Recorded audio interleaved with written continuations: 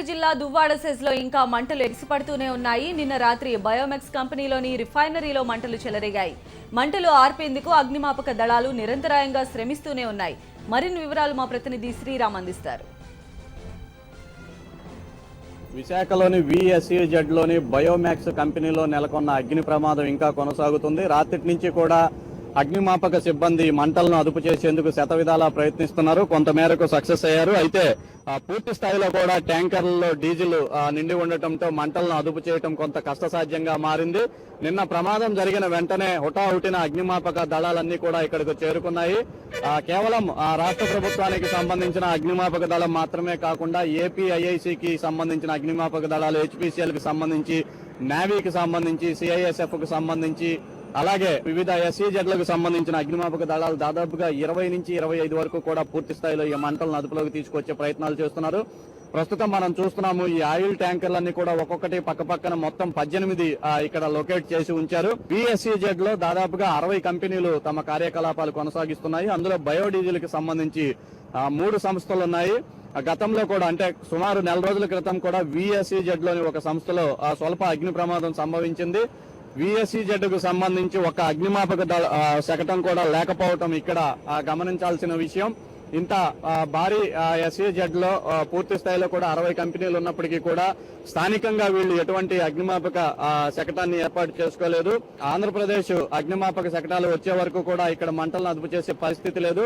రాత్రి సుమారు 7:30-8 గంటల ప్రాంతంలో ప్రమాదం జరిగిన వెంటనే అగ్నిమాపక శాఖ అధికారులంతా కూడా ఇక్కడికి చేరుకున్నారు. పూర్తి స్థాయిలో కూడా మంటలను అదుపులోకి తీసుకొచ్చే ప్రయత్నాలు చేస్తున్నారు. ప్రస్తుతం మనం చూస్తున్నాము హై ఫోర్స్ తో పూర్తి స్థాయిలో కూడా మంటలను ఆపేందుకు ఫోమ్ ను వెదజల్లుతున్న పరిస్థితులు, అత్యాధునిక అగ్నిమాపక శకటాలన్నింటినీ కూడా రంగంలోకి దించిన పరిస్థితి.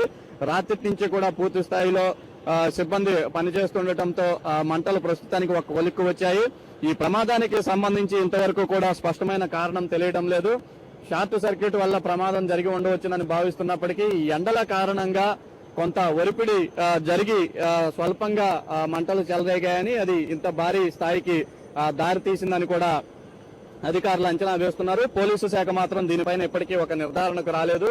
పూర్తి స్థాయిలో మంటలు అదుపులోకి వచ్చిన తర్వాత దీనిపైన పూర్తి స్థాయి విచారణ చేపడతామని చెప్తున్నారు. మరోవైపు ఇంత భారీ ఎత్తున ఆయిల్ ను నిల్వ చేస్తున్న ఈ సంస్థ కనీసం మంటలు చెలరేగినప్పుడు గానీ, ఇటువంటి ప్రమాదాలు జరిగినప్పుడు మంటలను అదుపు చేసే వ్యవస్థను ఏమాత్రం కూడా నెలకొల్పుకోకపోవడం ఇక్కడ గమనించాల్సిన విషయం. మరోవైపు ఘటన తీవ్రతను తెలుసుకున్న అధికారులు అందరూ కూడా స్పందించారు. విశాఖ కేంద్రంగా ఉన్న తూర్పు నావికాదళం అధికారులు కూడా తమ సిబ్బందిని హుటాహుటిన ఇక్కడికి పంపించడం జరిగింది. రాత్రి నుంచి హెలికాప్టర్ల ద్వారా కూడా వాళ్ళు ఈ మంటలను అదుపు చేసే పనులను పర్యవేక్షిస్తున్నారు.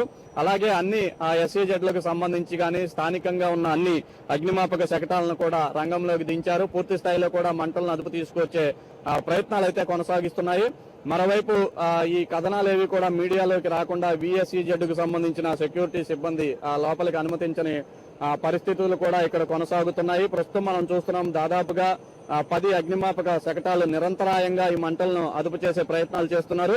పూర్తి స్థాయిలో కూడా డీజిల్, అందులో ఉన్న డీజిల్ అంతా కూడా మండే వరకు ఈ మంటలను కొంత అదుపు చేయడానికి సాధ్యం కాకపోవచ్చునని అగ్నిమాపక శాఖకు సంబంధించిన సిబ్బంది చెబుతున్నారు. అయితే ఈ మంటలు ఇతర ప్రాంతాలకు వ్యాపించకుండా మాత్రం అవసరమైన చర్యలన్నీ కూడా తీసుకుంటున్నట్లుగా వాళ్ళు చెప్తున్నారు. కెమెరామెన్ నరేష్ తో శ్రీరామ్, HM టీవీ, విశాఖపట్నం.